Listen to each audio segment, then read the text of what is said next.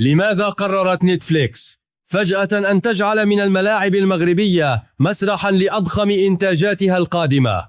السر لا يكمن فقط في كرة القدم، الأمر يتجاوز مجرد توثيق مباريات. المنصة العالمية اختارت كان المغرب 2025 ليكون نافذة تكتشف من خلالها الجماهير حول العالم سحر القارة السمراء.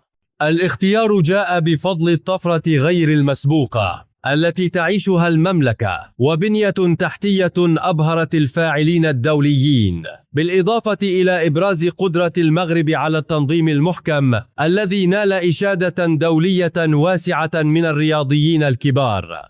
تخيلوا قصص اللاعبين، الجماهير المتحمسة واللحظات التاريخية كلها في عمل ضخم من نتفليكس.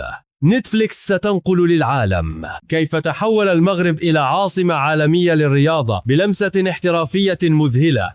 القصة أكبر من مجرد بطولة، هي رحلة إفريقية بمعايير عالمية.